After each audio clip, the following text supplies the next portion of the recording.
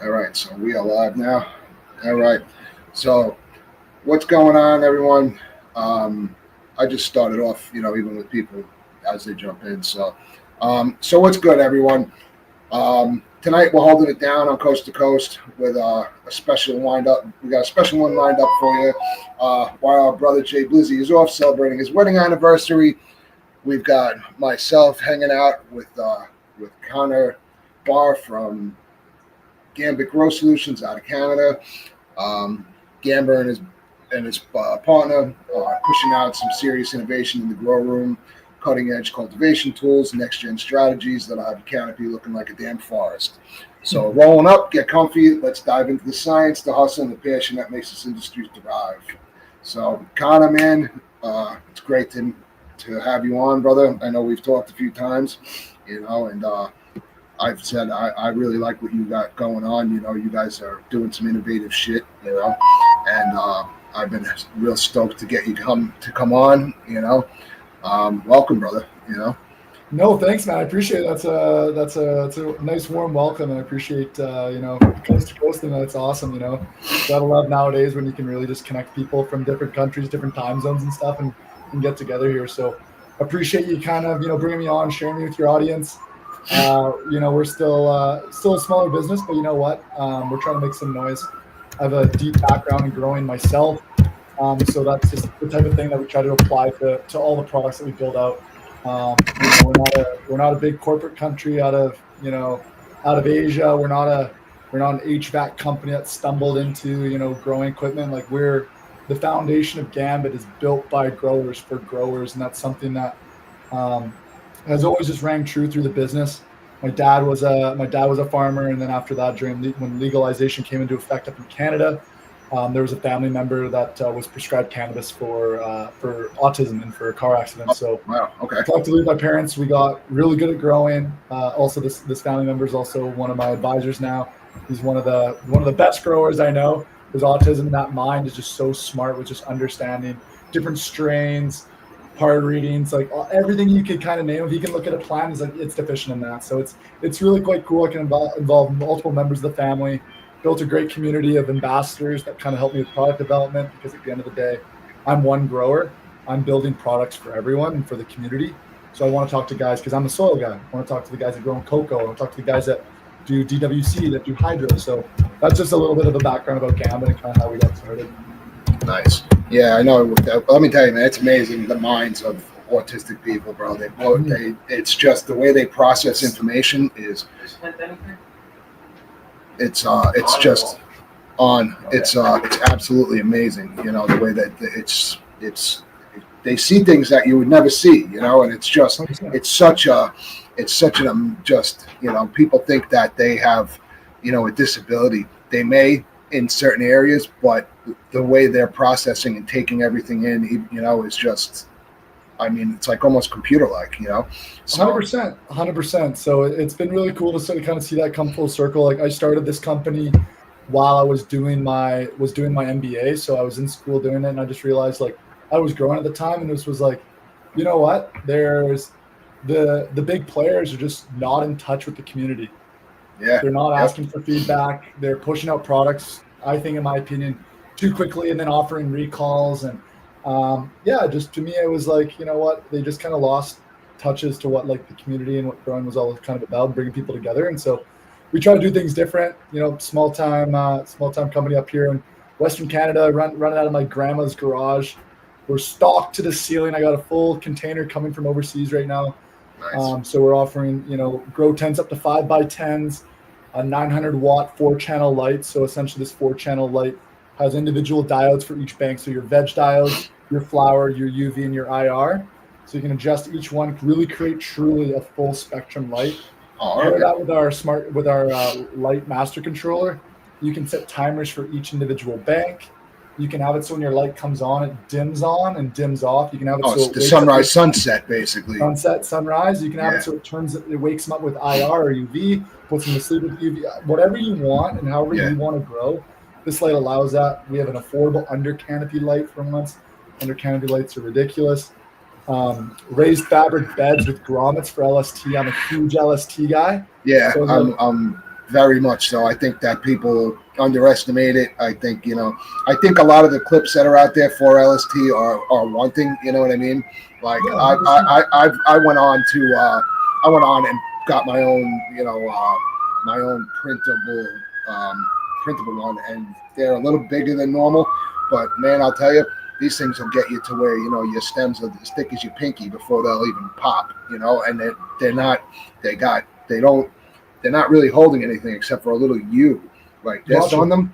So the whole middle part like this branch lays across it like this. Gotcha. So you can get size on it nice until those pop. But by then the plant's in shape and it's not going anywhere. You know what I mean? So 100%. I think LST is very much dying everybody with these scrog nets and and being lazy. And then you see the outcome on their scrog net a lot of times is the flowers are all laying down by the end. You know what I mean? Exactly. They have no root spot because they're not manipulating and pushing and getting in there, and knotting up the plant. So 100%. Well, it's funny you say like about 3D printing and clips and stuff. This is actually our clip, but the thing with our clip is it's an adjustable clip. So as much LST that you want, you can pretty much apply.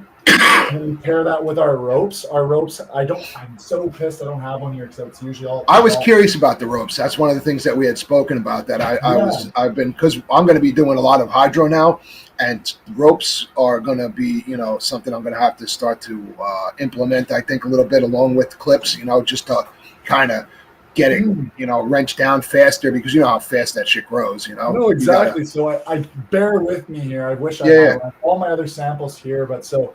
This is one of our LST ropes, so it will essentially feed it through your grommet on your pot. So you feed it through your grommet on your pot. And so for me, I'm a fisherman just like yourself. I can tie tons of different knots, but I don't want to tie 6 different knots in all my plants and continue to tighten it. So essentially, right, you have it through your grommet. But what we do is we pair it with one of these stoppers, these plastic stoppers for tightening like jackets and coats. And so what that essentially allows you to do is to tighten and pull the branch down. And essentially you can pair it with the LST clip. So essentially the LST clip, what it does is it puts a lot of force on the middle and front part of the branch as to where the clip is mounted. Yeah. When you tie a branch, it's more towards the stem. So when you combine the two, you're actually displacing all that force throughout the whole branch, making it way less inclined to break. I'm literally like an LST guy to the moon. Like that's why I've designed these clips. I've designed the ropes. I added grommets to a raised fabric bed, which like no one seems to have ever done. And one of the guys, one of my team guys, he was talking about the raised beds that y'all got. He's interested in them, and one of the reasons is because of that. Is because you can actually tie shit down to it. You don't have to bust holes in the side of it, or there's nothing worse than having to defile your bed because you need to put clamp shit down. You know what I mean? Like it's just exactly. And with ours too is we're not like the other guys. It comes with the poles. You don't need to go to the hardware store, drop another $50, get a PVC pole cutter and cut all your poles and make sure they're the perfect size. Ours comes with everything. Not to mention most of our competitors, their fabric raised beds are about 300 to 350 GSM. That's grams per square meter. Ours is 500, so it's a much, much thicker material too, so it's going to last. As a grower, I want to make products that last. Like I don't roll out a single thing that I wouldn't use in my own garden because, I know times are tough. Like, the economy is crazy right now. Like you want to buy once, you want to buy right. And so that's the biggest thing with me is having my business background, having friends of mine that are engineers. Like we work together to kind of build products that separate, from the rest. So that's kind of what we're trying to do. And it seems to be working so far. I like when we started talking, one of the things that attracted me to it was just the innovation, and stuff, and talking to you and knowing the R&D background that you guys are putting through. You have engineers, that you're not shortcutting stuff. You're not half-assing anything. Which to me is a big deal because, like I preach, a lot of these Chinese companies, they sound great. They're high impact marketing and stuff, but at the end of the day, they're not rated for CEL, UL, no kind of fire protection, no kind of standards. It's just and it's not even the small ones; it's the bigger ones too. For sure. And that makes a big difference. And people say, well, and that company, you know, it costs a little bit more. It costs a little bit more because the product is sound. You know what I mean? You don't have to have that fear in the back of your head, you know, that I might burn my house down and avoid my insurance, Sure. you know? I mean, you know what? If you actually look at our prices, we're actually cheaper than the big guys. Like, yeah, you look at our tent compared to, you know, the other gray tent guy that won't drop names. We use 2000D Diamond Mylar just like them. They use a 22 mil pole. We use a 25 mil. I'm 6'3", 220 pounds. I can do chin-ups in our tent. Our tent can hold any massive bar light, inline fan, anything you want.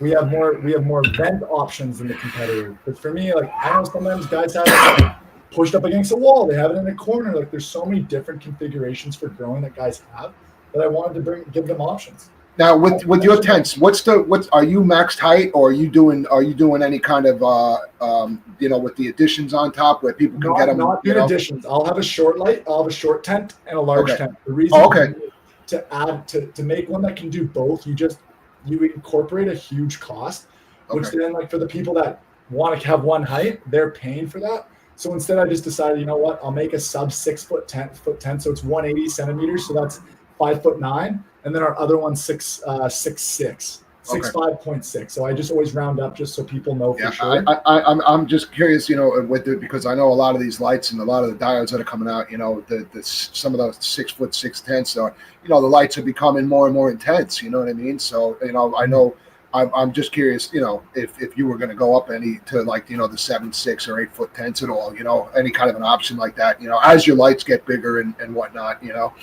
Yeah. You know what? I'm not opposed to it at all. I've never thought of it. Like, I've seen Gorilla's massive tents and stuff. I don't know how many guys like want that extra room. It kind of makes sense, but once again, it's a few guys want that height change and some don't, then everyone's gonna be paying the difference, right? Like, I know in my 4x4 that's 6 feet tall, I can still get awesome, great yields in that. You know, to make it 7 feet, you know, like, it's 6 half a dozen of the other with those things too. Actually, you know what? I just had a thought. The big thing then comes to shipping. Oh, okay, yeah. The moment my boxes break 4 feet, my shipping goes up 40%. Then you get nailed with oversize. So that's why you'll notice that 5x5s and like 5x10s are so expensive. Like, in comparison, the jump from 3x3 to 4x4, kind of small. 4x4 to 5x5, it's a lot bigger because of the shipping cost. It's crazy, and with the tariffs and all this stuff, like, it's wild. We've really figured out a way to play within the rules, work the rules legally, but like very much like have changed like how I work with my suppliers. We do a lot more assembly and product development in Canada, so we can say made in Canada. So when it goes down to the States, guys aren't getting nailed with duties and tariffs, because that was the big thing for me. Like, have a lot of friends down south, and I was able to be able to. How are you guys doing with tariffs? Have they kicked in at all yet, or are they still on hold? Oh yeah, big time. Oh yeah. Every order it's difficult, but we're managing them. It's just no one really knows what's going on, so we're just trying to make it happen. But the other things that make our tents different is I made a bunch of 3D printed tent accessories that I thought would make my life easier. And so we sell them with our tent, but we also sell them for all tent sizes. So the first one, this one here, is our wire warden. So essentially, snap it on your pole. Oh, I like that. These here are for running your wires. So I don't like to zap strap things, because if I ever want to move something or tweak it, I have to cut my zap strap. So these slide into these, which is awesome. So you can run them anywhere. The next other piece that comes in is our bud buckles. So when I got sick of running these guys that we all know, the ratchet hangers, so you have to wrap them around the pole and onto themselves. Instead, you just simply put this on your crossbeam, mount it like this, and clip. Bear with me here, guys. Let's get one hand. Just take your clip and connects no problem. Oh shit! Yeah, I like that, dude. I like that. Not to mention, I always hated that all my extra string was hanging, or you had a big loop of it. So that's what this extra arm's for. So if you just bear with me once again, I like that. Wrap that shit right up. See, this is the stuff, you know what I mean? Like to me, even if, like, you know, people are partial to like specific tents and lights and stuff like that, these things like this is where I like companies like yours to begin, like, tremendously, because if somebody, already has their thing, how some people just won't use anything else. But those companies don't have these kind of things. And this is the kind of shit that I like, because it saves a lot of hassle with growing, bro. Like, you can just throw that up. I usually take it and I got around my hand, and then I wrap it around and stuff it up somewhere. You know what I mean? Yeah. And then a week later, the fucking fan knocks it down, and it's, in a fan or something, Exactly. It's like, so that's great to me, bro. I like that a lot. Like, everything, I try to think of as much as I can, or like a guy, like I get a lot of my ambassadors like, yo, can you make something to fix this? Like, for example, like I think I had some, I forget what were they? They were some sort of square one genetics, like really expensive seeds. And I went away for a day, and one of my saplings fell over. We've all had it. Sapling falls over, touches the dirt, kind of rots and dies, kind of screwed. So what I wanted to make is I've seen people do them with popsicle sticks, but I wanted to make a sapling support. So what I did is I printed these, but these are incredibly flexible. So they're super easy just to put in your solo cup, put in your whatever you're growing in, put it around your sapling, and then essentially you can get an oscillating fan on it way quicker.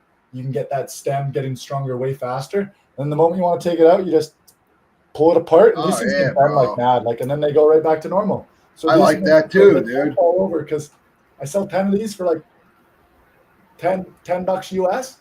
Fucking thing will last you 30 years.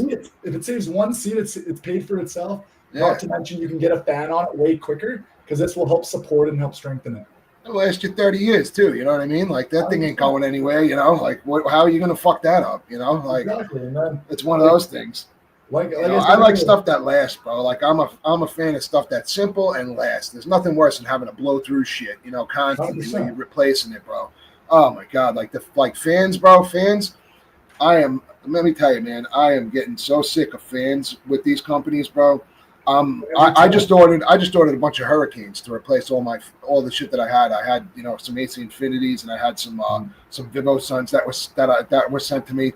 And man, every one of those fans has had problems, especially the Vivo Suns. They're fucking 4 months old, and they don't even oscillate no more. You know what I mean? Like, come on. And then you call them, and you can't even. They act like you're crazy, that it would never happen. You know what I mean? And to get a replacement, it ain't happening. So another thing I invented that also comes with our tents is our tent spreaders. So I put these above and below an oscillating fan, because how oscillating fans break is if they even touch the side of your tent wall. Yeah, they push. Yeah, they're gonna burn out. The bearings go. Attach these in. It keeps your corners from getting sucked in when you're deep in flower and you're running that inline fan super hard. So those are great. And once again, our tent comes with 4 of these. Our tents have more ports. They have bigger poles. Same Mylar as the bad guys. They come with a tent accessory kit, and we're out, I think, like 15% cheaper. Nice. And instead of supporting a big corporation, you're supporting one guy who's running out of his garage, who's trying to really make a difference and make good products and innovate. And his 90-year-old grandma's garage, of all places. Yeah, it's my 91-year-old grandma's garage, So gotta have respect for grandma, Yeah, she lives 2 doors down, so it's pretty nice. But that's awesome. But talking about things breaking down and stuff, another big touch point for me, and you say fans, for me it was clippers. It was the rubber, it was the plastic being shitty. So you know what? We went with all metal everything. We sell everything with backup springs, so you get a second spring. No white interior tents. I've tested par readings on white interior tents. I forget that exact. It's not it's a type of Mylar, but it's not called a Mylar. Cost goes through the roof, and the par is pretty comparable. Plus, it stains and it's harder to keep clean. So we went with the Mylar route. Plus, it allowed us to have our branding. Nice. Just answering Grow Systems LLC in the chat there. So that's why we didn't go with the white interior. The biggest thing is it's always a blend between, quality, price, trade-off. It's always a blend, right? You don't want to price yourself out of the market and make it so you appease everyone. So sometimes it's just, the best to just kind of do the thing that's least resistant, that's really solid and really good, and that appeases most of the masses. So those are our full stainless. These are great. Stainless is always good. A lot of them, man, I'll tell you, a lot of them, a lot of the snips like that I've gotten from companies, AC Infinity, etc. They're rusty as hell. You know what I mean? I leave these out in the garden for a whole winter. So these are the bud butters. These are fantastic for trimming. They're so good in hand. bushwhackers. These are great for like your outdoor grow or just even cutting on your stalks. You'll notice for all the outdoor growers, I'm an outdoor grower. I love to garden. You'll notice the can opener, ice cold Oh, beer yeah. on a hot sunny day. Nice. The little things like that are really different. That's just like how I kind of run things. But gotta have the beer popper. for sure. So I got a couple of questions that I come up with, each episode. And first one I'd say is, how does your team define success when launching or developing a new product? Like, what's what's your core, like must focus? You know what I mean? Like, No, that's a great question, man. I love that you have these post questions. So, to be honest, it's not a team anymore. I was in business with one of my professors. We're still Okay. great friends. He just was a different point in life, and it just made more sense for me to go forward with the business. So Okay. it's just solely me. I'm a one-man show, but I do have a lot of support from family, and then also my ambassador group. A lot of guys who've supported us from the get-go. Some great growers all around North America, in which like when I'm designing a product, I'm sending them drawings and, hey guys, what do you guys think of this? Like, let's say my 4x4 10, I'm like, hey guys, are the side doors too high? Should we lower them so it's easy to step in? Like, should this port be in the middle or should it be in the back wall so it's not interfering with people's like ratchet pulleys in their light, so it's more out of the way? So I really lean on other growers as well, because Okay. when I say the business is like their motto is built by growers for growers, it's not solely me. I'm just one grower. I'm a soil guy, so I want to hear from the DWC. I want to hear from the cocoa. I want to hear from the hydro guys. So I guess to circle back to your question, what kind of just defines success is I look at either a product that's already available in the industry. Can I make it better? And then if so, I release it. The next thing is, okay, there's an obstacle or pressure point in the industry. How can I solve that? So for example, like, to hang your ratchets, I made the bud buckles, which I just showed you guys. Yeah. Your seeds fall over, I create the sapling supports. Like your fans burn out, I build the tent expander. So for me, I try to see a problem, I'm a problem solver, and I try to solve it. So you talk about your fans burning out and your oscillating burning out. I always hated that the clip-on fans always fell off. So we actually made a universal mounting. So instead of it just being a clip that can fall out, this actually fully maps to any size pole, and I can extend this. So we're going to make this quite long. So it's going to be nowhere near your corners, and It's going to be able to support. Like this thing's solid; it doesn't go anywhere. Like you can slide it up and down slightly, what you want, but the more you tighten this collar or loosen it, like I can loosen it off and take this thing fully off. Let me loosen it off here. And take it fully off. And so this goes from a 60 mil pull all the way to our 25 mil. So this is what I'm always holding in our hands. It's a cutoff one. So I guess if that answers your question, I just look at how can I make something better? How can I solve a problem? Because I'm not going to put out products for just the sake of having my name on it. Like I look at some of these companies that roll out so many products, and I'm like, it's like, and then they're recalling the fucking things. Like that's the worst part about it, bro. It's like they rush this shit out, and then the controller has to go back, and then this has to go back, and it's like, man, it's like people just they're so stuck on just being bombarded with advertisement, and not for nothing, stuffing products down people's throats for free. Anybody's going to tell you the shit's great if they're getting it for free. You know what I mean? Like, there's not a lot of people out there that are actually honest about shit when it comes to these companies, bro. Me, I don't care. I speak up against all of them. You know what I mean? Like, man. I appreciate it. Don't matter to me at all. Yeah, like I always got to watch myself, right. And as I get a bit bigger, like I gotta not name drop because people just like to listen, you're in a different, this is what I do, you know what I mean? Like I'm here, but I would never expect that, you know what I mean? Like, it's, but you also, I would hope on the same hand that if someone did ask, your opinion and they did bring it up, that you would be honest, you know what I mean? And not back down from the question either, because that's also how you stand on your laurels as a company, you know what I mean? Like, so to me, that's huge, that, at the end of the day, I like that. At the end of the day, like I come on these podcasts. My name's Connor. I'm the owner of Gambit Growing. My name on my Discord is Connor Gambit. My face and my name is so involved with the business. Yep. And integrity and my word just means so much that I never want to lose track of that, to sacrifice the bottom line and to make money. So you'll notice a lot of people probably been poking on the site and stuff. And apologies, guys. Lots of stuff sold out because we're about to do a huge drop, like new lights, 8 new tents, 7 new pot sizes, like. It's crazy. I've been working on this for a year. But what you'll notice is our original grow kits don't have an oscillating fan. And the reason why there isn't one, I could have got a cheap. I know where all the big guys get their fans made. I know where the cheap ones are. I could have added one in. But for me, like, my name is attributed to this company and that means something. So I never want to sell something that isn't up to my standards and that I would put in my own grow. Yeah. However, now we do have an oscillating fan that's coming out. I'm really excited. And so that's what this piece is really instrumental to. My childhood friend Josh, who's one of our engineers, he actually designed this, did a killer job. So shout out Josh. I'm gonna send him a clip of this later. Nice. But yeah, man. So I don't know. We just try to do things different. I'm not. Yeah. Now listen, man. You know, me and you, we talked. You know, probably almost a year ago now. You know what I mean? Like probably about 9-10 months. Touch base, like probably in like the winter. Yeah. It was a while ago, bro. It was at least 10 months, 9-10 months ago. You know what I mean? And we've kept in touch. And I've and like I said, I'm restricted in a way, so, but I anybody asks me, I always tell them about your products and stuff like that. I like what you guys are doing, man, and, we spoke at length about, a lot of stuff in the industry, dude. So, where you come from, your mentality towards stuff is it's refreshing because, like I said, the biggest thing that companies fuck up on is humanizing themselves. You know what I mean? And that makes a huge difference when it comes to fucking with people, bro, especially growers, man.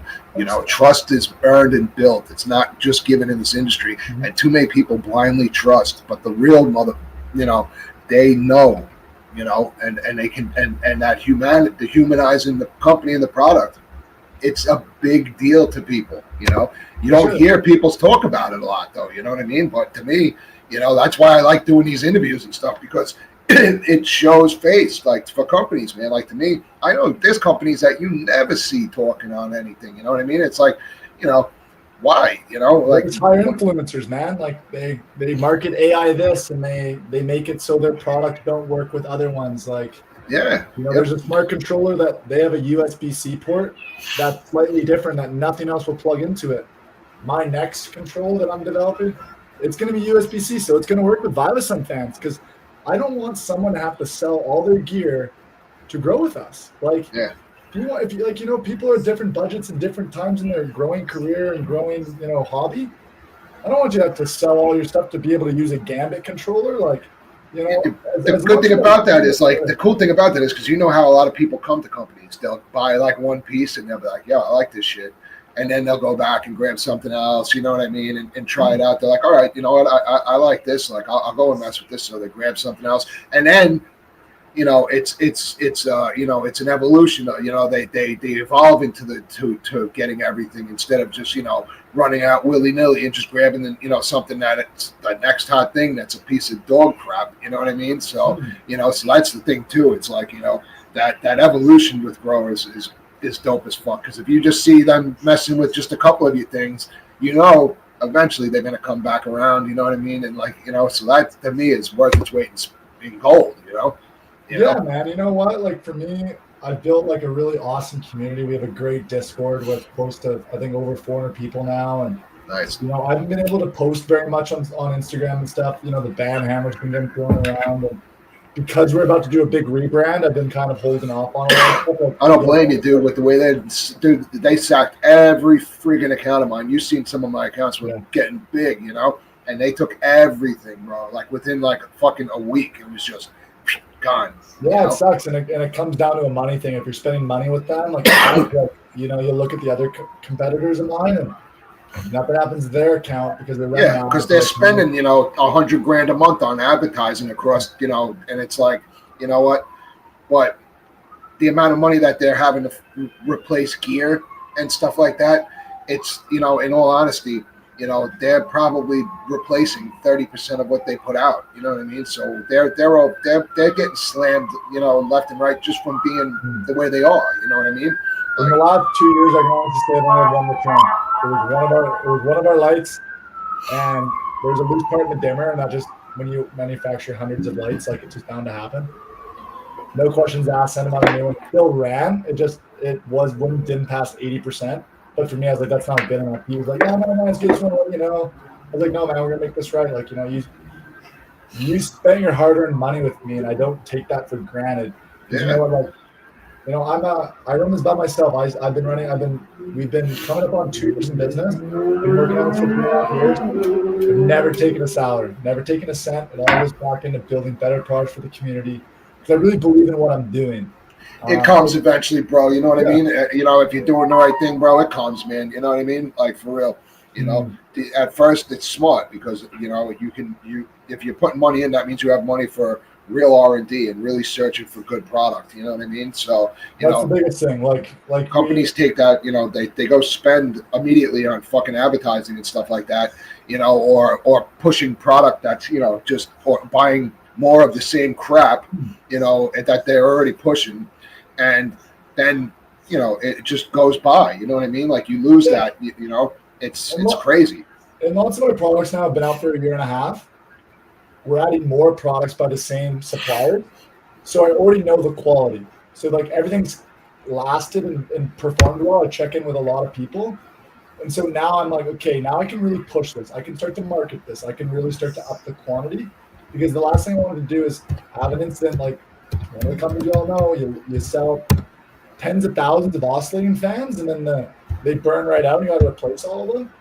And then you're fighting with people for returns. And if it was from an Amazon seller, you won't cover it. And to me, I just was like, I ain't about that. I'm going to move slower and move with more genuine intention and make sure that, when things Yeah. come out, they're solid. Because But at like, the end of the I day, have you're high taking away expectations. from your fucking end of the year, man. If you got to keep replacing shit, you know what I mean. So it's like that don't even make sense. You know, like Mm. I mean, there's a certain amount that you know you put to the side for you know God forbids, you know what I mean? If you have a good product, you shouldn't have to have, a inventory just for fucking returns. You know what I mean? But that's what No, these companies they literally budget huge budgets for that. You know what I mean? And it's like, man, it's like imagine having to do that, bro. Like that doesn't even make sense. It's shooting yourself in the foot. Like you're literally stocking stuff to inevitably replace it. You know, like exactly.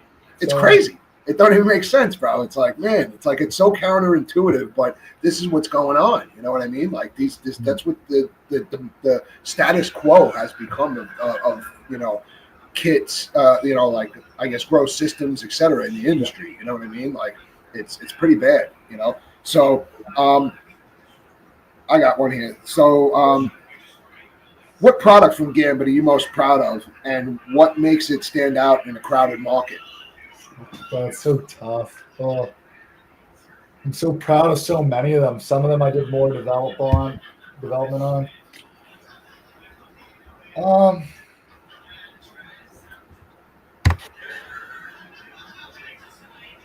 I'd probably have to say our lights are our tents. I'll probably say tents just because I've designed every little feature in it, like so much so that like the clip that holds the door open when you open your front door. Yeah. I've seen competitors' clips that are plastic break, so we added a metal one. I've seen guys have issues with needing vents in certain areas. We added vents. We added more side doors to like other tents. I've made some tent sizes that I've never really seen. Like we're releasing a 5 foot by 3 foot, which is my favorite size. I'm super pumped for it. We have the Nice. best poles on the market. Like our zippers don't jam. We don't leak that. Like we have minor leakage, which we've now addressed by making the outer flap on our new tents. But man, like I designed accessories for them. Like I really just like I ordered every single competitor's tent and I picked the best things from all of them and then the things that all of them missed and just tried to build a super tent. So that's the one I'm really, really happy about. Because a lot of people like rant and rave. I've had people that have thrown out all their tents and gone strictly Gambit tents. And the new version coming out is getting even better. So Nice. I'd probably Um, say that. And our lights are pretty cool. The new 4 channel light, people are like not gonna even know. Like they're like, this thing's insane. Like it's the first of its kind. It's literally has 4 drivers to support the functions. nice. Yeah. So each one's independent almost, right? Each one's independent. That's how the independent dimming it happens. And Nice. it doesn't run too hot. It uses LED star diodes. So that's like the same ones that Grandmaster uses. So I had a feeling and heard and read articles that Samsung was going to be pulling out all like LEDs, not even just horticulture. And preemptively, we decided when we launched, we weren't going to go. Our first prototypes were Samsung 301Hs, like we were going to do what everyone else was doing. But once I tested the LED stars, The tests were comparable. Warranty was the same, and the cost was a lot less. So what do you think I did with the cost saving? I just added more fucking diodes to our light. Have you ever seen a 240 watt light with 700 diodes? I've looked all over. I've checked Chat GPT. If you go bar light, you can get close to us or just around us, but there's no board light that comes anywhere close. And when you're talking about most board lights are insane looking. They're patchy. They got fucking light diodes here, all plastic through here and going through here. You know what I mean? It's like, it don't make no sense to have a fucking light that's 40 inches wide and there's, 19 inches of space covered with fucking diodes. It's maddening when I see these companies like that, bro. It's absolutely insane that people buy that shit. And it's like, I don't care how good the diodes are.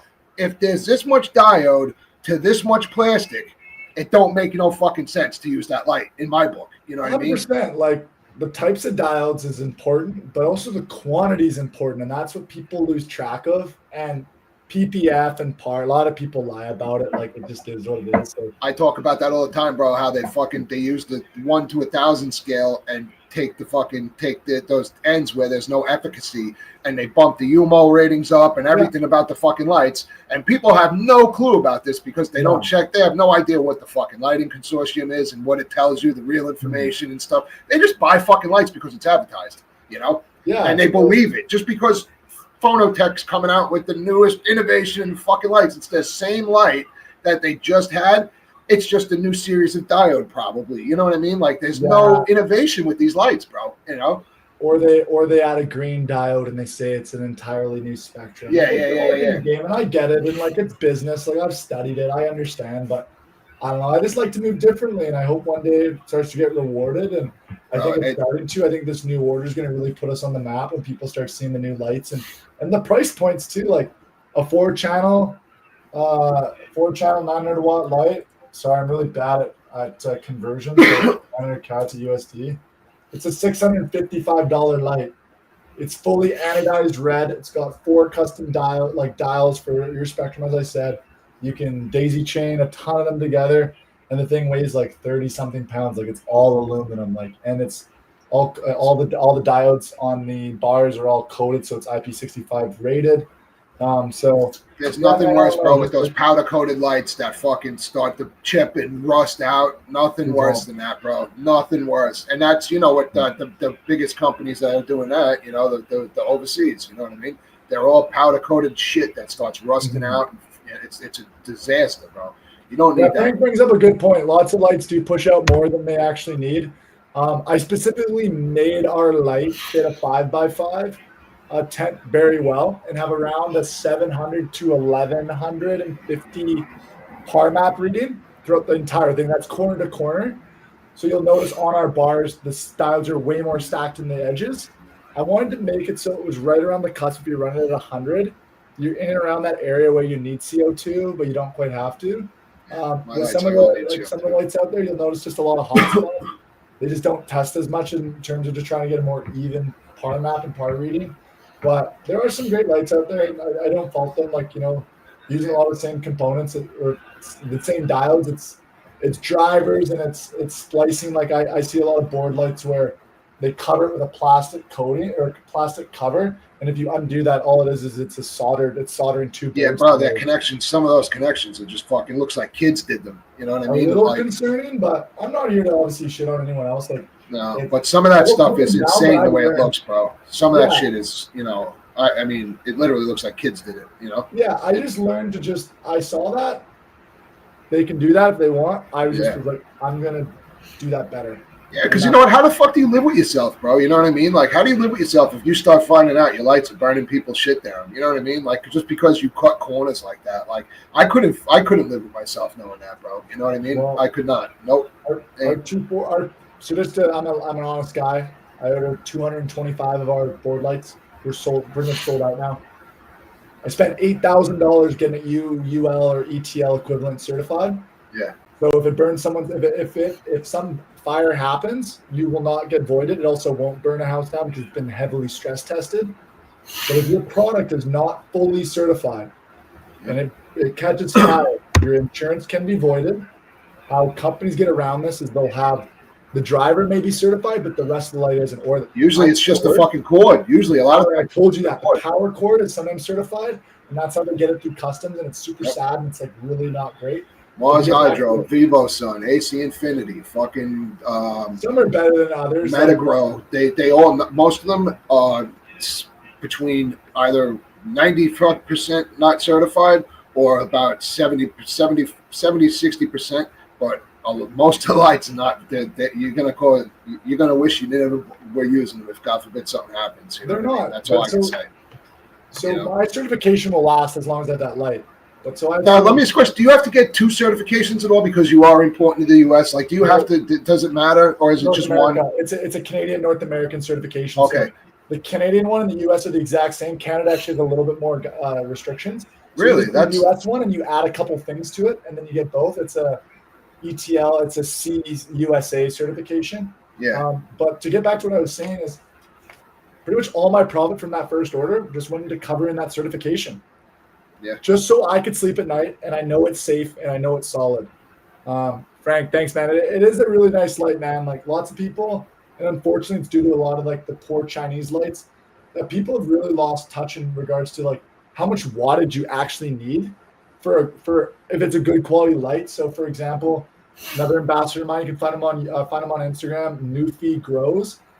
He's yielded 344 grams dried and cured in soil with 2 plants with one of our lights in a 4x2.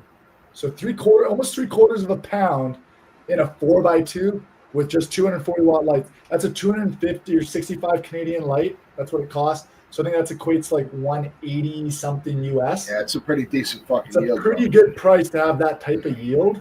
Pretty good yield. So, but it comes down to quality of spectrum, diode placement, diode amount.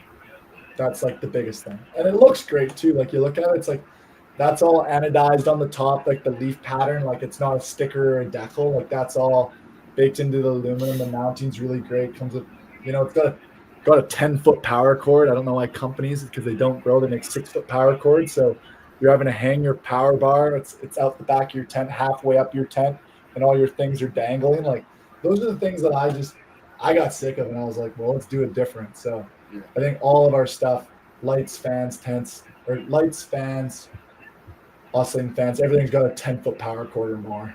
Yeah, that's good. Yeah, I like that. Some companies short on the cord. I don't, and you got to think, you're 6 feet in the air. You know what I mean? So, and 6. And yeah, and then you got to deal with, some people just don't have it right there. Like you got to give a little. You got to give a little, bro. So talking about innovation and whatnot, do you feel the cannabis industry respects innovation, or does tradition still dominate the grow space? I think it's a blend. Then we were talking about technology. I think innovation is a big thing. I think traditions in regards to genetics is still very much a big thing. I do also love seeing the fact that like craft breeders, like the genetics game is really, a lot of people are getting into it. It's kind of hard though, because it is also flooding it and diluting it. So yeah, I would say innovation is great. Like you're starting to see but there's a level to it, right? Like, do I think AI is needed in your grows and stuff? No, not so much. I think it makes growers lazy, bro. I think to an extent, maybe, but it depends. Everyone's got different lives, and you have to get in there and monkey around with your environment and your lights and stuff like that, and you can't really adapt the program to do that. I think there's certain stressors that you should do with your environment, your lights, et cetera, and I think that kind of stuff takes away from that, makes growers lazy, where you can really push the plant a lot more by adding those stressors in, et cetera. So I think it takes away from the true experience and the true expression of the plant in a way. Yeah, it'd be like having a heated blanket that was AI that kept the temperature the same for everyone. Those are genetics. Not all genetics are the same. Yeah, the AI is pretty much making the conditions ideal for a certain, you know what I mean? So plus you have to think about that. Now you're on a server in a foreign country, and they have access to anything in your network. You know what I mean? Like that's the other thing too. It's easy to crash into people's shit through those kind of things. You know what I mean? Like that scares me, bro. You know? I do know a lot of the back end with AC's app, and their encryption and like their servers are really protected. The Yeah. app we're building on is using the similar chip that connects all the products together. I've heavily vetted it with my cousin who's a Do software you think engineer. it's just them? I mean, because all these companies are coming out with these, you know, where they're Um, on these servers and stuff, you know? I know ACs, and because they are out of California, they do value privacy, and I think they're doing it right. I'm gonna give them their flowers. They do Yeah, some that things right for listen, I sure. like that, you know, but I don't know, you know, The some of other these guys companies. in China, Yeah, I it's can't comment. I haven't looked, but I probably it wouldn't run them. But that's just me. yeah, it's worrisome. You know what I mean? It's worrisome. You know, plus, you know, I don't like having anything like on a network like that either, because that means there's access to get into your house. You know what I mean? Like somebody can get into your Wi-Fi and set up a fucking dummy, you know, a dummy signal, start Yeah, stealing information. Like there's just it allows an attack, if God forbid, you know. And I just look at it like it's one less thing to have people have access to. You yeah, know? it's super far in between, and probably you know, 900,000 times out of 900,001, it won't happen. But yeah, like if you can go with something that's a little bit more safer and protects your information, protects your data, then by all means. I do value that. I know this. I know the demographic of growers, and like they are very much like, you know, we don't like the fact that our plant's illegal. We don't like Big Brother all the time. So I have Yeah. been a conscious of that and data protection and stuff for our app, because No, I'm that's trying to cool. develop. AC Infinity did do a good job on a big chunk of that app. I want to make it a little bit more simple and user friendly. I have a lot of customers that are in their 50s and 60s that they're like, "Oh man, this thing's like reading Mandarin." So I want to have a variation where it can be very simple or it can be a bit more sophisticated. And so once again, I'm learning app development. Big help with my cousin who's a software engineer and a fucking pro. But it's gonna be quite cool, and the ambassadors are gonna be testing it out. And yeah, it's quite cool. It's a really fun journey building all this stuff and seeing it. When you log on Instagram, I get tagged in a bunch of posts, and people are just saying how great stuff is. And you know, it's kind of that's the most rewarding part for me, is just giving people a really good option for their grows that's affordable and has quality. And you know, and I'm one of those Yeah, guys. If anyone ever has an idea or like wants to, like, if you ever think, Connor, improve this on the light, I'll always hear guys out. If you any email or DM that anyone's ever sent to Gambit, it's always me.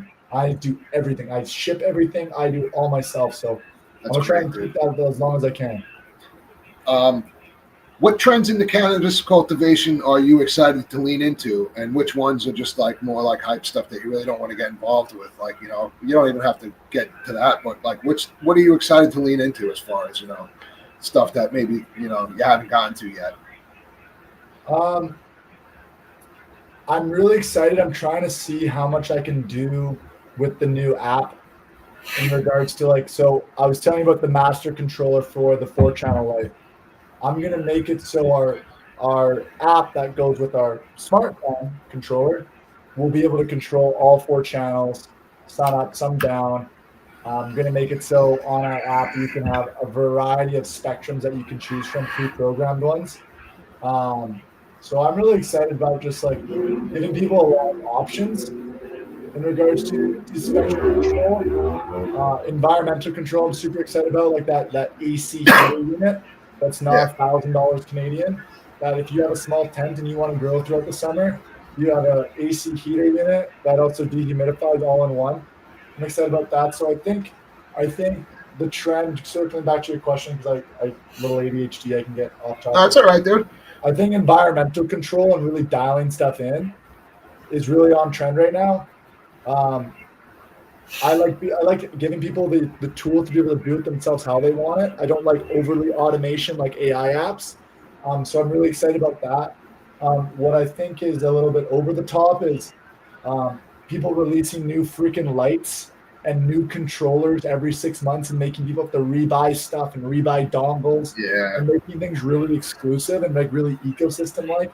I kind of use the comparison to like what Apple does. Like, oh, let's just make a worse cord than a USB-C and make it so that's the only cord that charges our iPhones Yeah, and our that shit. iPad. It's like, And then they wound up having to switch it back, didn't they? yeah, the EU said, no, you're not doing this. This is like bad for the environment. Like, this is ridiculous. Like you're like, you're actually releasing an inferior product to a USB-C. Like it charges faster, it delivers more data faster. Like Like, just what are you doing? Yeah, So I just a think bunch of waste material now. You know what I mean? It's insane. You know. So I would rather see companies focus on R&D on a product that's going to actually last the test of time, not just get replaced 6 months later, because I don't think diode technology and this and that is changing all that frequently. Make something with good quality that lasts and sit with it and get it certified. Protect people. Like, make it at scale. Take that R&D that you're spending on the adding a green diode, order in more scale so you actually have a better margin so you can drop the price for the community. Don't just look to be making just dollar signs all the time. I think that you know, and not for nothing, like we touched on a little earlier too. It's like how, you know, they put the shit out so fast. They're wind up replacing half of it. You know what I mean? Like, it just doesn't even make sense. Like, why rush it and, you know, and throw it out there and then it's getting recalled. You know, it's insane. It don't even make sense. It's like, you know, take the time instead of you don't. The money's there. Once you establish yourself, the money's there. You don't need to just keep grabbing it. You know, it's insane. It just doesn't make sense to me. So Gary's got a good question here. Is sun up and sun down just a trend, or is there any data suggesting showing improved grows? So I'll be honest, Gary, because I develop all this stuff myself, I do so much. I don't always look at all the research on everything.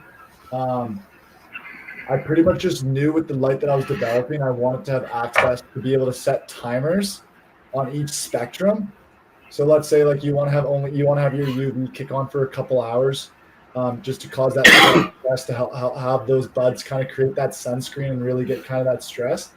That it allowed that having that integration allowed the sun up and sun down. You know, thinking in my mind, I was like, it makes kind of sense to emulate the sun, to not just have something that's boom kicks on and just. To me, it's got to stress. It stresses the plant, because you've seen when you turn it on and the plant kind of gets a little angry at you when you just crank a fucking light on, bro. It does. So I think it's, you know, I use the sun up, sundown functions on my lights. I'm a big proponent of it, you know, and also it does, you know, doing it, you know, at changing it up a little bit is good stressors. You know what I mean? Again, you know what I mean? So that's the thing, is you say that as well, stressors. Like, we do stress the plants to, you know, make them more dank and increase THC, you know, produce more bud and more trichomes and et cetera, et cetera. So, you know, because there's so many variations with different growing styles, I don't know the data on it, but, you know, guys like yourself, you like it. Yeah, so I love it. I have it, so it's an option. Do you have to do it? I have powerful lights though, dude. You know what I mean? Like, I got some big lights, you know, like I got fucking Black Dog 1500s, you know, and MX2 680s, you know, so I got a lot of strong fucking lights. So, you know, that you just don't want to turn those lights right on. You know what I mean? Like, I you know, so the sun up sunset function's real nice with those kind of lights, you know. So 100%. Yeah, you know, but so let me see. Hold on, I got some other. My phone just closed. So, what's been the biggest challenge as far as like scaling Gambit? You know, sourcing, competition, education of, you know, of product. Like, what's been the, you know, like? That's a good question, man. You ask really good questions. Holy smokes. I think the toughest thing is when I started Gambit. Like, when I started working on it, AC Infinity only had their fan, or their fan, and they just rolled out their tents. So at the time, like, the competition, I just feel was really lacking. AC Infinity came in and did a really good job. They made some mistakes, just like I probably have, and it's just harder to know because I'm at such a smaller scale. I would have done things differently, but it's been hard trying to keep up with them. There's like, I had drawings for a refillable carbon filter like 6 months before they launched it. So it's just hard being a one-man show competing with a multi-million-dollar company. Yeah. However, I try to make up for it with the little things that I think do matter and like make the product stand out. So I think the toughest thing has been trying to keep up with like the technological stuff in regards to like the apps, the smart controllers, making everything just so user friendly. They have done that really, really well. So I'm luckily able to start doing that. I'm working on that. It's been kind of trying to iron out your major products. So your oscillating fan, your inline fan, your lighting, your tents, your pots, and that's kind of it. And I feel like I'm at that point now. So now I can sort of start chasing them more on the tech side with the apps and the full integration and more environmental control stuff like our AC heater, dehumidifier unit. I'm also working on a humidifier. So just giving people more options. But yeah, it's been tough that like they came in and did most of what I wanted to do. I wanted to do what they did in many senses. But it's all good. Like my journey is going to be different, and I'm loving what I'm doing. And I don't want to be their size. Like I don't want to lose track of like being able to do stuff like this and just chasing money and this and that. If it gets big and there's a need, I will keep doing it. But I'm never going to sacrifice like my word and my integrity to appease shareholders or to et cetera, investors. It's always going to be like a family business that's geared towards giving people good options, good quality products that are built by growers for growers. Nice. So what's a mistake you made early in Gambit's journey that ended up teaching you like a priceless lesson? Pardon? Hold on. I want to make sure I get it right. What's a mistake you made early in Gambit's journey that ended up teaching you something priceless? No one's going to care about your business even a quarter as much as you do. And there's too much value placed in social media. I built a huge following on our old account before launch. And I was like, oh man, everyone's going to want to support this young guy in this store and all these things. And unfortunately, you know what? Like just talk is cheap and a lot of people wanted handouts and free stuff. And it was unfortunate. But, on the flip side, I've met some amazing people that have really supported me. And they're now the ones that get to test my products, and I hook them up crazy deals and stuff like that. Because I take care of those that take care of me. So I guess the biggest lesson was just a bit of humility in the sense that, when you come out and you come out of the gate, you're not going to be, the best thing since sliced bread. You're going to have to be patient, take time, do things like this, have podcasts, talk to people. Like, when someone asks a question like, is sun up, sun down, does the data suggest showing improved growth? Be honest. Like, I'm not sure, but, I want to find out. So for me, it's just all about humility and honesty and just integrity and just realizing that, I got to do what I'm going to do and stay true to that. And if people start fucking with me in like a good sense that they want to like support, then great. That's going to be awesome. I think I think it's there, bro. You know what I mean? I think it's there, dude. You're doing it right, man. You know what I mean? You do it 100%. We've, I've watched you, for the last year, and I'm real impressed because you followed through on everything that you told me a year ago. You know what I mean? Like, so it's been fucking really cool, to kind of have spoken to you a little earlier in the process. You know what I mean? Talking about like 3 tents and like 1 light. Now we got like 7 or 8 size tents. We got a 900 watt. We got under canopy. It's cool, man. I'm just gonna keep going. We're just gonna keep kind of trucking along. I'm also in the midst. After doing my MBA and all this stuff, and Gambit's going to keep cranking along. But I decided that, I didn't want to go work a corporate job to kind of keep the business going. So I actually followed my dad's footsteps, and I'm joining the fire department. So I've been getting my paramedics training and everything like that. So cool. So for me, Gambit, like I don't need it to grow. I don't need it to keep my lights on. I'm not stressed. I don't cut corners. I don't need to say my light certified and only certify the power cord. Like for me, it's just like, this is so fun. I enjoy it. And I really hope it starts to pay off and pay me a salary for all this time. Yeah, why not, man? I love what I do, right? So I think it's there, bro. I think I don't think you're gonna. I think in a couple of years we're gonna fucking sit down again, and and you'll have another 20 products. You know what I mean? Like and hopefully it's another year, bro. You know what I mean? Hopefully another year goes by and you're the same. Level up, bro. I love it. The biggest thing is money, dude. The biggest thing is money. If people support me more, I got so many more ideas, and I want to go overseas and like work with the engineers because I can speak the language. I know basic engineering. I've done some courses. I'm also a business guy, and I'm also a grower, so I can combine that and really talk to the suppliers and say, hey, I know you guys are overseas, you guys don't grow weed, and it's not legal here, but like just trust me, listen to me, and I'll steer you guys in the right direction. We'll make great products together. And luckily, I've had that. My 10th supplier, How. He is the best dude ever. Him and his brother own the business, and they're like, yep, Mr. Connor, yep, that's better. We're gonna do that. We're gonna change this out. Like whatever I want, they're all about making the best tent because they have as much pride with their business as I do mine. And I try to align myself with my suppliers. But that's great, dude. I like hearing that. So if you could go back and tell yourself one thing before launching Gambit, what would it be? Don't be so perfect. Don't having the manual designed the perfect way isn't a big deal. Someone's going to read a manual once, set up the tent, and then that's going to be it. So, perfection is the biggest enemy to efficiency. So you know what? Do things well And when you have time, come back and make them perfect. But, otherwise, like, I probably would have had the, refillable charcoal filter out first. Like, a lot of products I had on the go that I would have probably beat some people, but I was trying to be too perfect. So I think just trying to, realize that, some things need to be perfect for safety and for quality, but some things just aren't worth the time investment. So Yeah, I hear that one. So well, I got a couple more here. yeah, I'm reading chat here. Frank, $50 light versus $1,000 light. The example I always use is a light is like the camera body. It's important, but it's all in the lens. And the lens in this case is the genetic.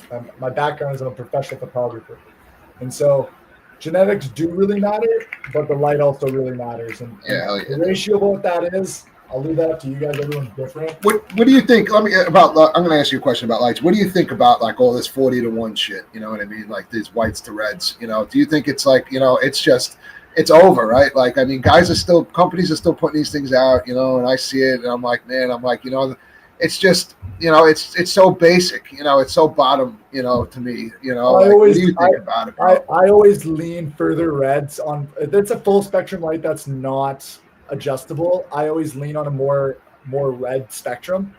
I think vegging plants is easy. The bread and butter is in flower.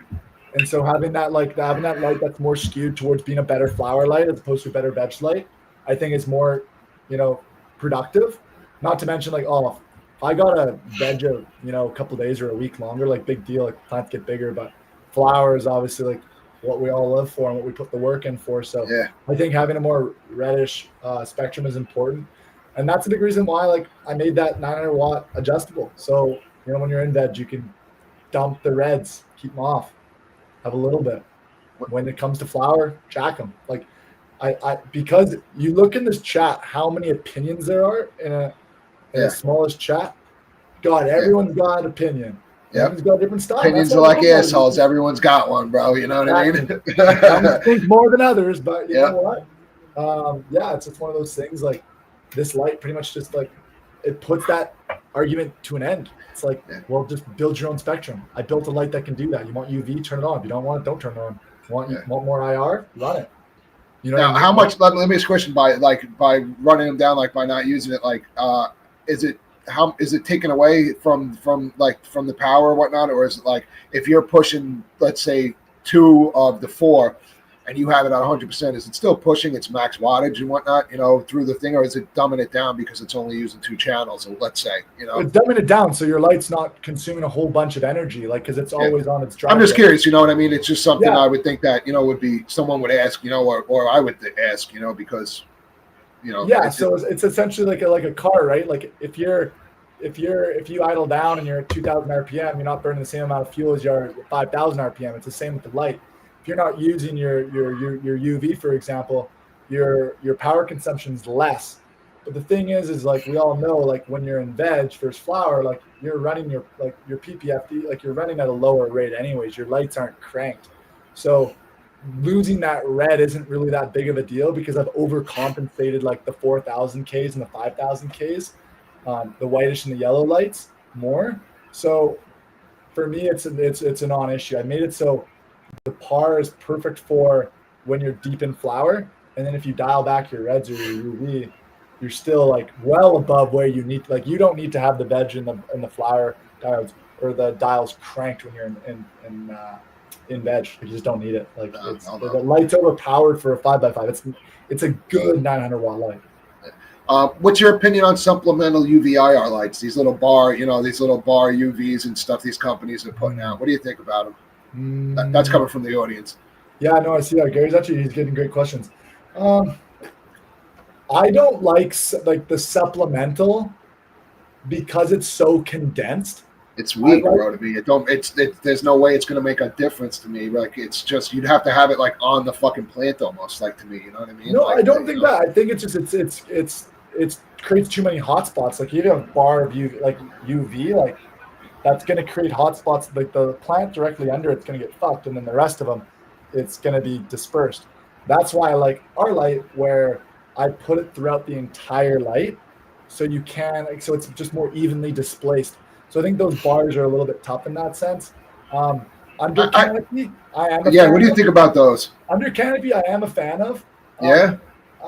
I think the data that's out there, and Garrett, you know the data on this, it's obviously skewed because you're seeing it more in commercial grows, and obviously we know in commercial grows they're massive, massive fucking rooms, and guys they're not lollipopping and defoliating for the most part, as well as home growers that are spending hours and it's their hobby.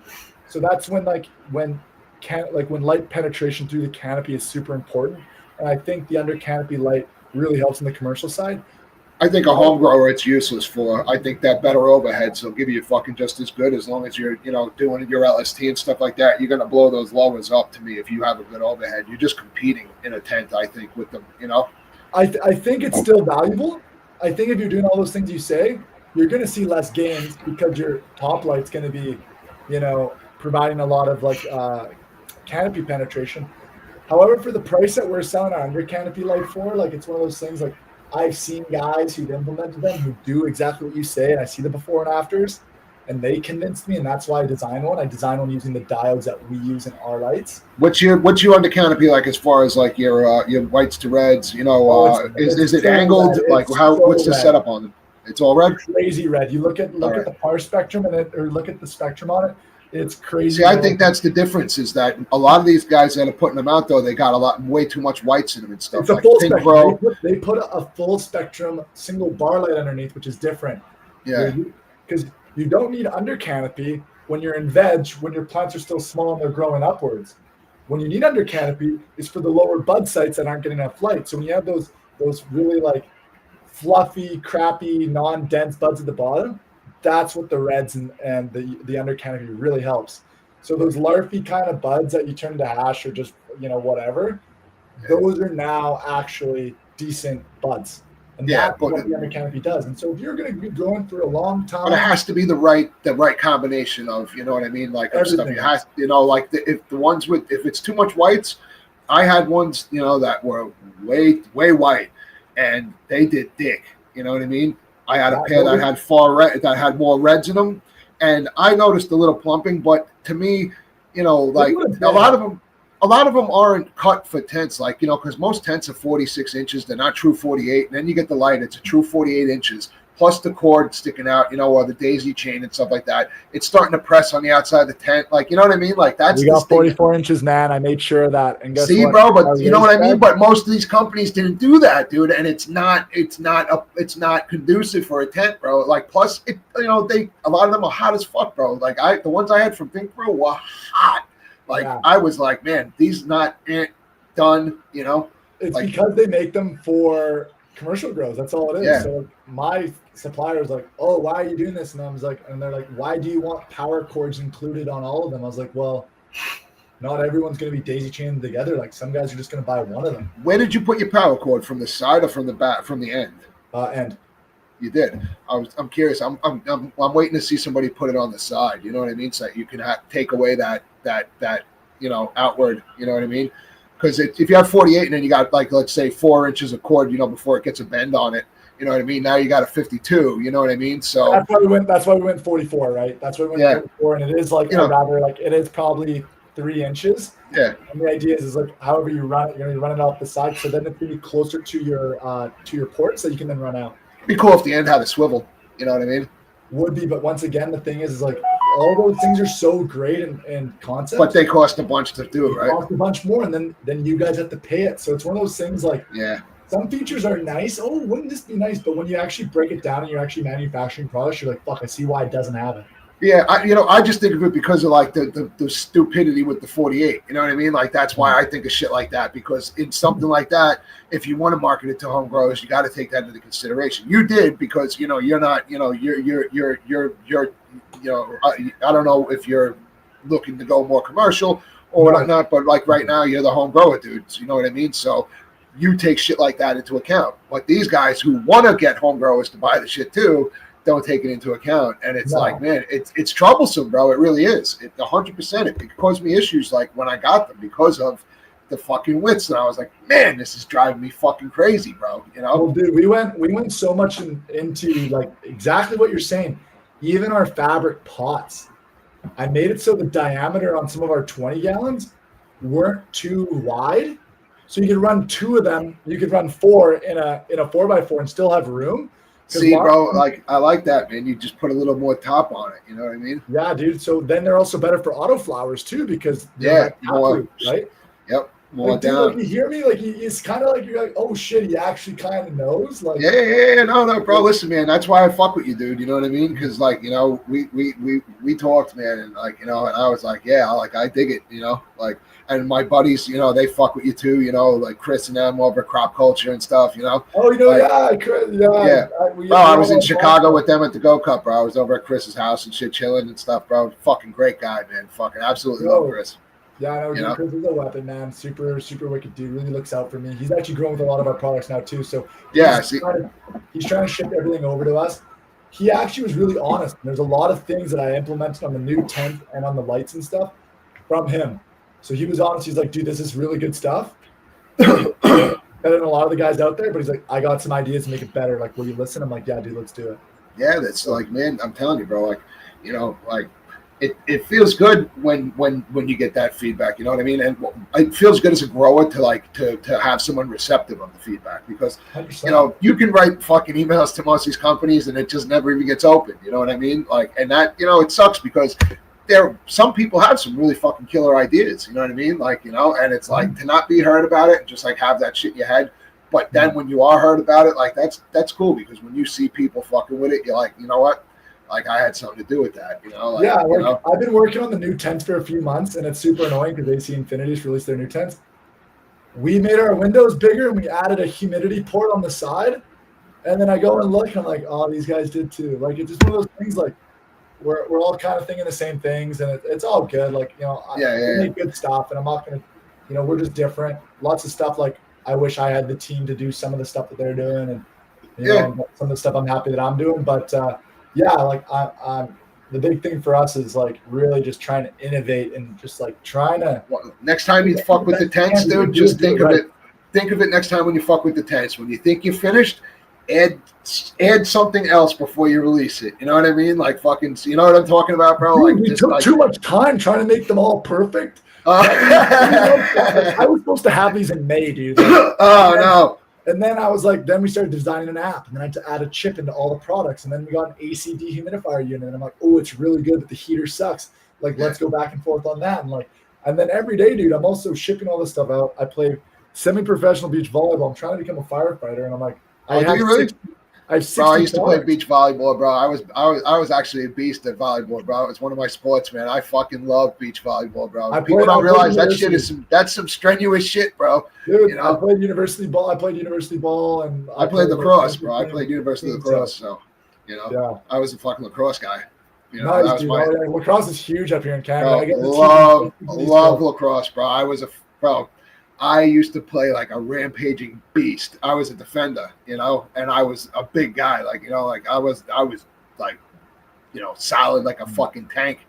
And I was one of the best in New York State, you know, like I was, you know, all state fucking lacrosse player, fucking, you know, and my sport, man, that is my sport. I absolutely love it. I don't think there's a better sport out there, really.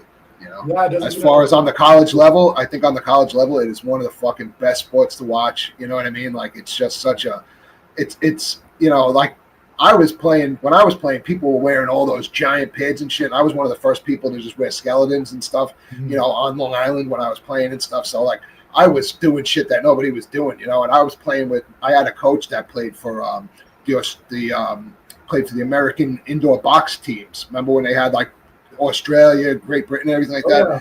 I was in high school playing with them on the fucking off seasons, fucking training with all those guys, you know? So like, I was good, bro. Like, I was that good, you know, like I was playing with pro dudes, you know, in high school. So, you know, that was my sport, man. I loved it, bro. I think, and volleyball was my other sport, bro. I loved fucking volleyball.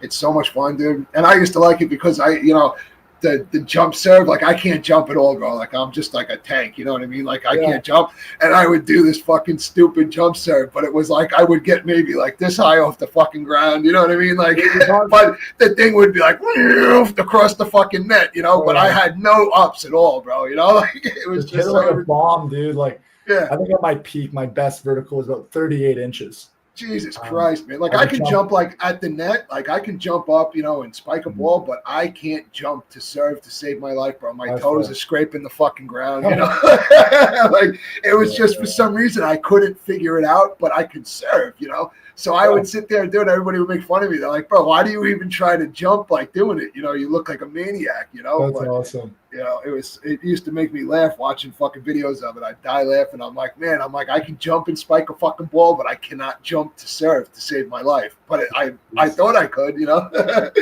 it's always the case, man. It's always the case. Got another question for me? I love these, dude. I've been on some shows. Love all the shows I've been on, but these questions are different. Yeah. So what's next for Gambit? Like, as far as like, what new products, collabs, anything like, anything that you want to drop, like that we haven't talked about? The app's going to be a big one. I'm looking on doing a collab with Green Rush Nutrients. Joe, he's a good friend of mine. So we're looking at rolling out a nutrient of some sort that's a collab. We're also going to look at releasing a germination tent.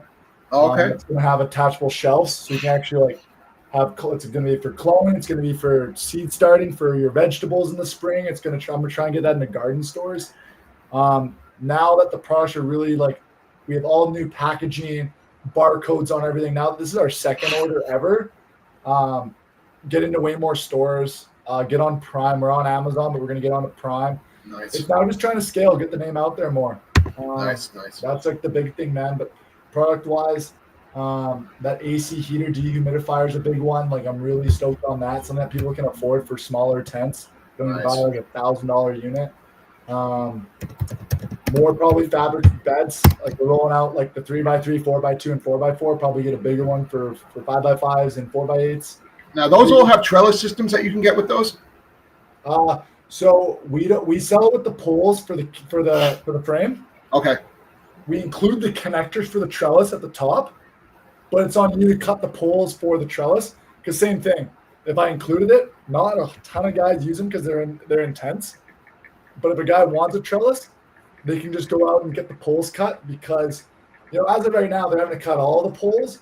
But, for us, we're at least supplying the frame. So at the bare minimum, guys can get going and get started. And if they want the trellis, we've included the elbows and all the connectors. They just need to go get the 3/4 inch PVC. Nice. What do you want growers to feel when they use a Gambit product? What do I want them to feel? I want them to feel and realize, and it sounds so corny, the products are kind of made with love. Man, I'm in this basement suite of mine till 2 a.m. talking overseas, and I'm designing things. I'm printing things on my printer. I'm going on podcasts, hearing people's opinions. I'm chatting with my ambassadors. I want people to realize that, hey, a grower design, it's a dude who cares about the community and, wants to that's proud of what he's building. I'm using something that a lot of pride and a lot of love is behind, and that's going to last. And I think that's probably the best thing, I'd probably like to say, if someone told me that, I'd be like, fuck yeah, that's unreal. That's the dream. I got one for you here. What's one myth or piece of outdated grow advice you wish would just finally die? That you just, that's total horse shit that people still, resonate, that you're just like, man, I wish this would just stop,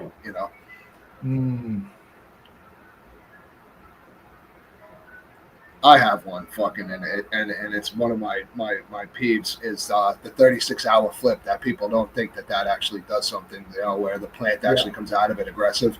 I think people who say that never tried it, and people who have done it know and see, how that plant reacts. The fucking things come out tearing. You know what I mean? I think that's one thing. I think that that I wish would die. That people think that that's actual horse shit because. I mean, I know people that never did it and they changed over to it and they're like, man, I can't believe it. And it's not like you're fucking just tricking somebody into seeing it. You know what I mean? It's legit. There's something to it, I don't understand it for some reason, but it's, I've seen plants come out of there just absolutely insane, so I'm a firm believer in it. I'm trying to think of some bad ones. I'm just trying to think.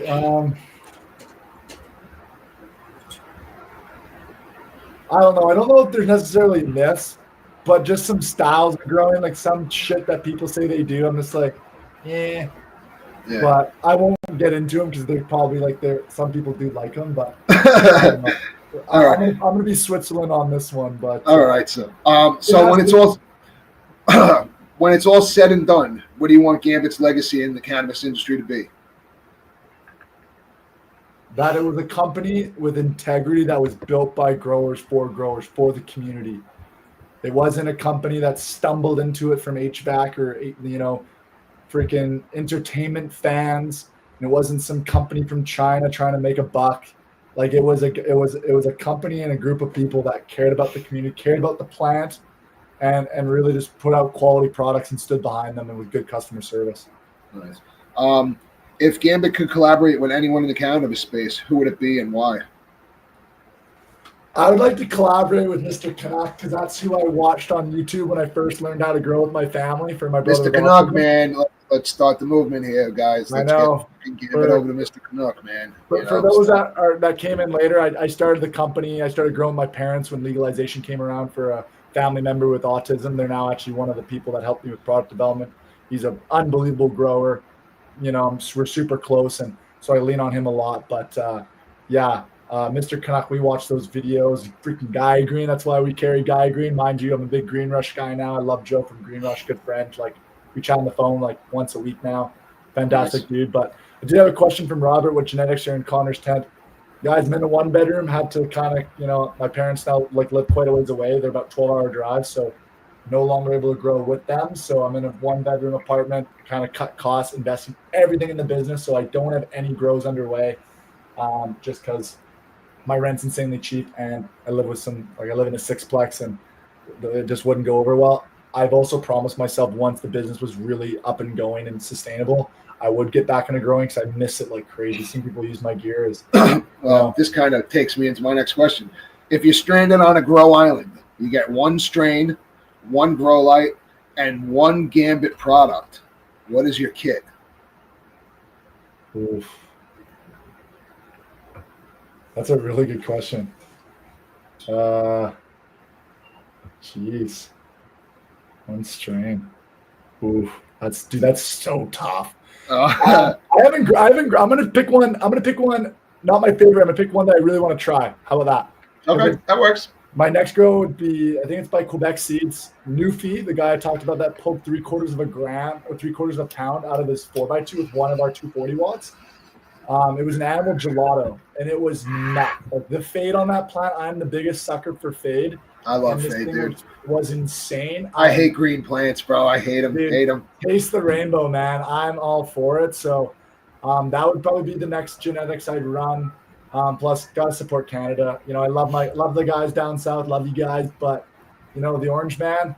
He's just making my life a little tough right now. A little sour, but he's trying, bro. He's trying. It's all good. It's just like, it's just I'm just collateral damage, which is unfortunate. You guys had that guy, bro. You guys, what's his name? What was that? Your old president's name? That maniac. We won't talk about it, buddy. We're not going to talk about it. Yeah, bro. That dude was fucking. He wasn't a peach, huh?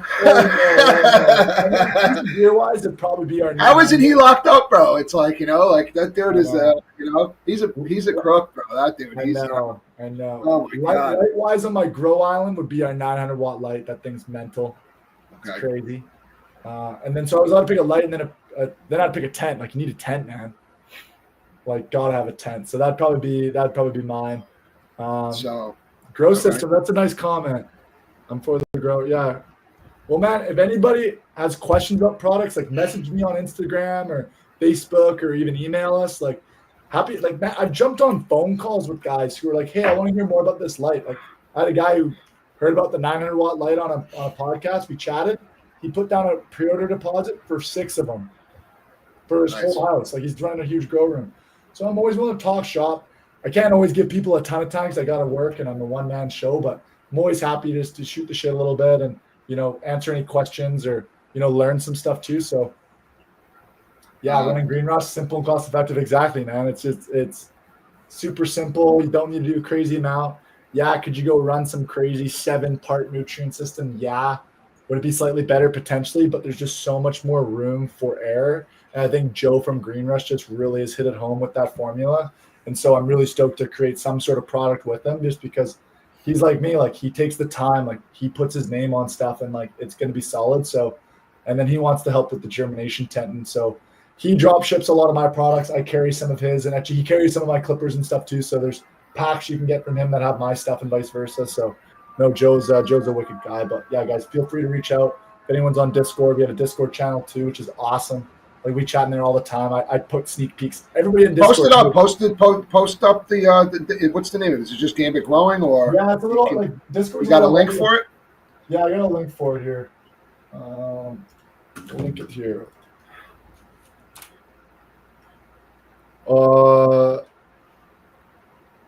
Apparently I'm not allowed to.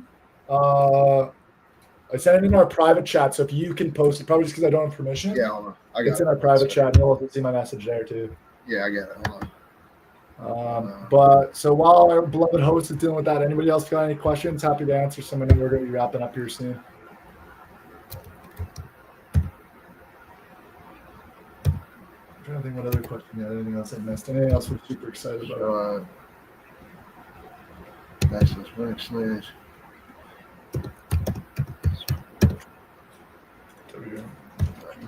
For some reason, I can't fucking what do you call it? I can't copy it. I don't know why. It's all good. If people message me on Instagram, I can. I'll post. I'm gonna post it after. I'll post it in the comments. On our Instagram bio, it's up there, so you can see it there as well. So yeah. It's an awesome group. Like people are just chatting. There's guys who are giving away hundreds of dollars in seeds and giveaways. Like everyone is kind of loves the brand and what we're doing. It's a big fun community. No drama, no bullshit. And we do giveaways. We do raffles in there. So, you can't quite afford a tent, but you want to put $20 down to not gamble. And maybe you win a tent, you can. So yeah, what do you call it? My Discord, I haven't really been paying attention to it too much, but I'm going to start soon. Once I get my new room done, I'm actually opening up and changing everything over to hydros and everything. So we're a chat, man. Well, if you need some gear, like I know you got gear already, but if there's some gaps in it and you need some stuff, just let me know. Yeah, I actually want to fuck with some of the what do you call it stuff. A few of the yeah, I like that kind of crap. You know what I mean? Like that's the stuff. Like especially doing the hydros and stuff. Like I'm gonna have to get innovative with it, and those tie downs and shit should definitely help with it. So I got a couple less questions. Let's see. So what message do you have for every grower out there just grinding, experimenting, leveling up their craft? Like if there's one thing you can just, tell people, like what would be that piece of sage advice? Have fun with it. Like growing is like a hobby. It's a hobby first. Like, maybe some people are doing it for a living out here, but you're always learning. There's always more to improve on. And so don't be hard on yourself. Enjoy the process. Learn from the successes, learn from the failures, lean on people, you go on there, ask questions. Lots of people have opinions. You don't need to always take the entire opinion. Take it with a grain of salt. Take little bits from this and that. Try different things, experiment, and have fun. That's the biggest thing. Like for me, and I'll be honest, because I play high level sports and I'm asthmatic, I do edibles. I don't even really smoke flowers. So, you know what I mean? I've noticed some flowers actually. I was asthmatic, and fucking certain flower actually fucking. I actually feel like I get a better. My chest has fucking felt better. Yeah, there's some of them, bro. Like no lie, I'm having like more like less of a histamine response to them because that was what my big thing was. And I'm noticing the indicas are actually the fucking ticket to it, where I'm not getting that bronchial like fuck up, anymore from it. But like the sativas, I have a hard time. Like my respiration. Like I get attacks from it. But there's been a couple strains, and that's why I like Peyton, because it's one that actually fucking has been like a good, like chest opener, dilator, so I'm big on that. But my asthma was bad until sports actually fucking is what actually really started helping it more, But as I got older, it came back a little bit. So, but amazingly enough, the certain flower, So I got two more questions here for you, and we'll call it an interview. Fast forward 10 years, what's the one thing you hope hasn't changed about the cannabis game?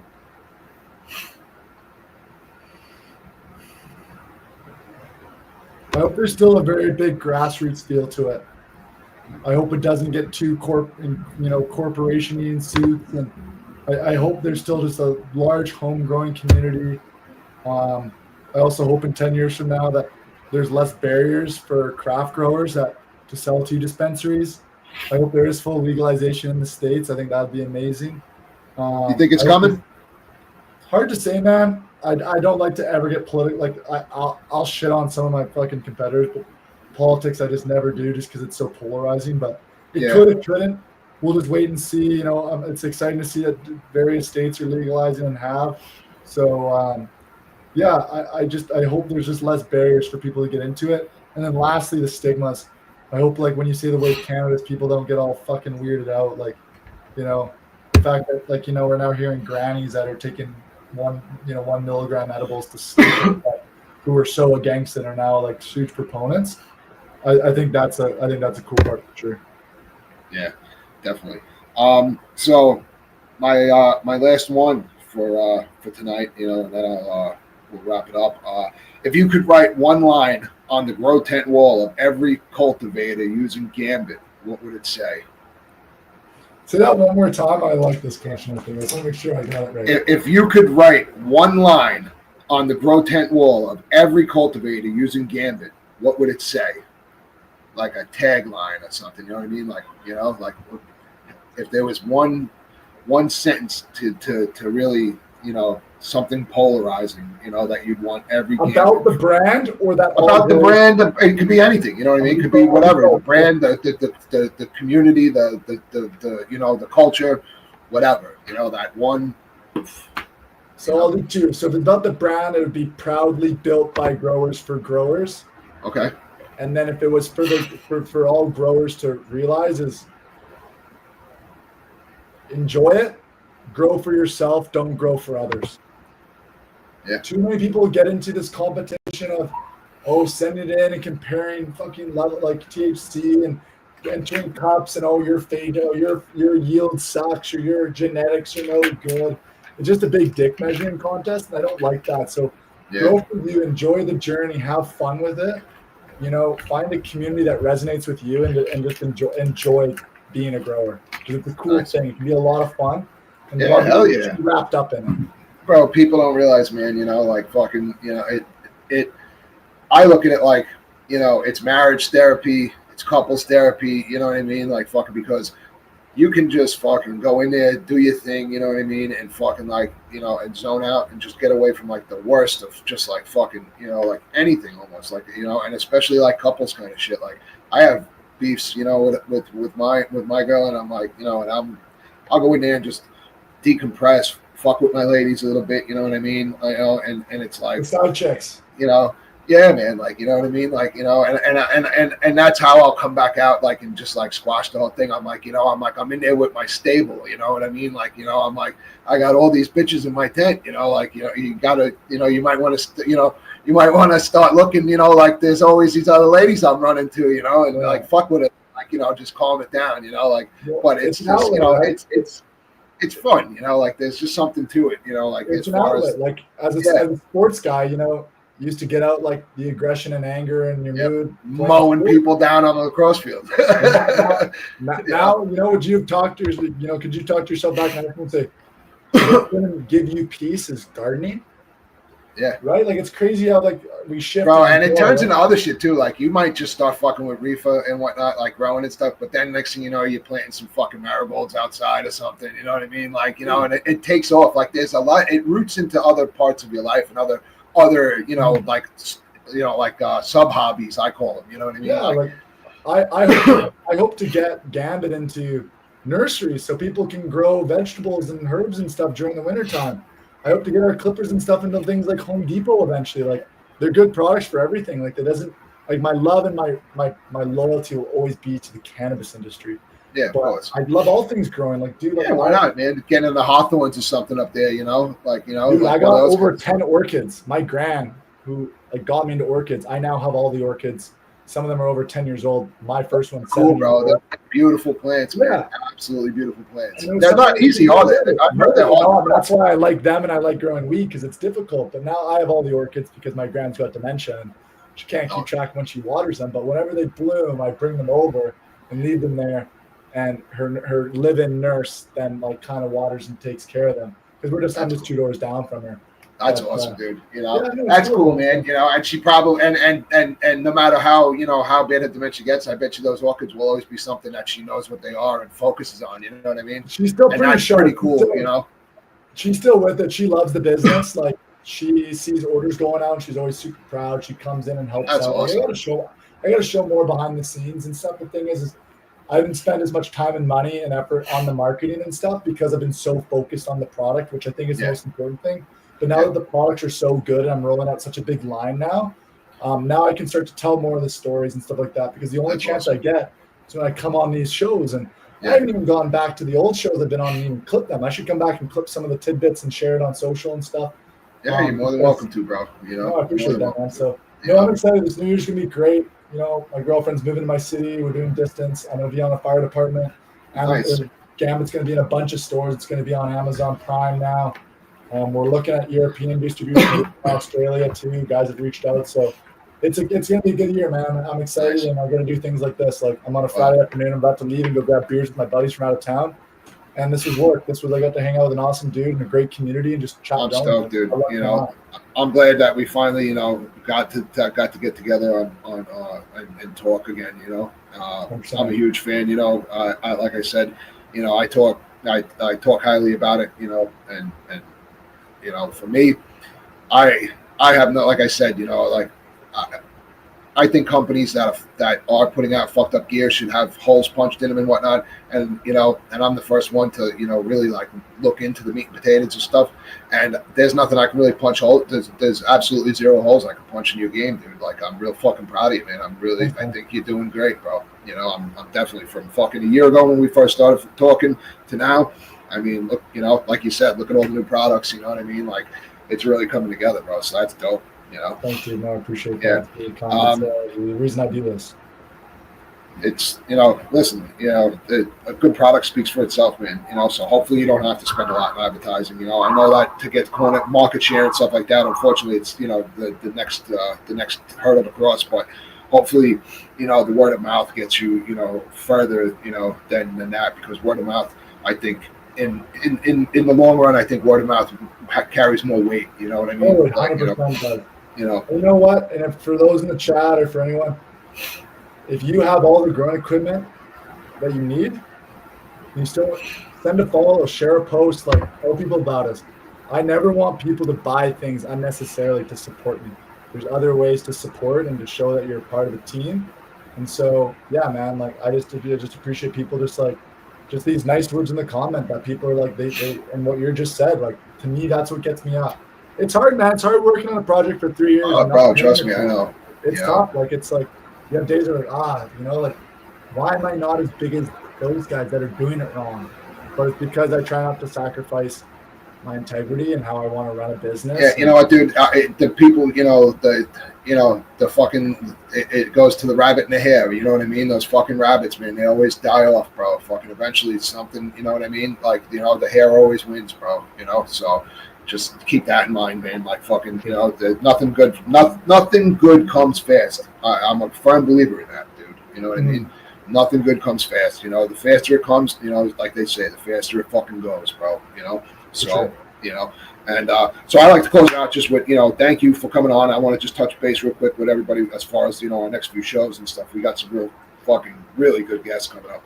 So next week we have Kynes Magic Beans, Craig Wesson. August 1st, we have Travis Spivey, Tarantula Genetics and Tarantula Farms. August 7th, we have a PhD scientist, geneticist, Anna Schwab is her name, and Mark Kaplan, the CEO and COO of Canagen Marketplace. Basically, what they're doing is turning the fucking genetics game upside down by taking genetics companies and allowing them to fucking market their genetics for free on their site. They charge a subscription, a small fee to people who want to, commercial growers, different levels of growers that want to access genetics and not have to fucking get beat up. The genetics companies get beat up by all these fees, like with Strainly and stuff like that, where they're just getting fucking hammered, with fees. So these guys are not charging fees to the breeders. They're charging fees to access the breeders, but there's a lot of stuff on there that you're never going to fucking see in any seed banks, you know what I mean? And it's giving back to the fucking the companies that are the breeders, man. They're not paying the fees anymore. These 30% fees, 20% fucking, you know, on top of it, and fucking, I mean, you got to see some of the shit that Strangely charges for their levels and stuff. It's out of the control. So now guys aren't paying anything. Our friends are on there, Big Dog Genetics, fucking American Cultivars, a bunch of other guys that I'm friends with are on there. I don't want to get into the whole list. So these guys are really doing something cool. And, you know, it's going to be real interesting to hear their perspectives and, you know, talk some, you know, real science behind genetics and stuff with an actual PhD, you know, fucking geneticist. This lady's an absolute star. So I'm real happy with that. August 15th, we have my buddies Noah Miller and Joe DeFries, from the president and owner of Black Dog LED and president of Alien Hydroponics North America. After that, we have the CEO of Optic Folia, Danesh Dhaliwal, coming on August 21st. And then August 29th, if anybody's familiar with the Canacan, the germination station thing, the Don of Germination from Canacan will be on, talking germination and a bunch of, you know, just what he's been doing, man. He's with Seedsman now. Like, he's got a lot of good shit going on, you know. So we got some really cool stuff coming up, man, you know. And I'm going to close out with, brother, thank you for chilling, man. You know, I respect the hell out of you, bro, and I'm fucking so stoked that everything's going great for you, man. I really Thanks, am. man. It's getting there.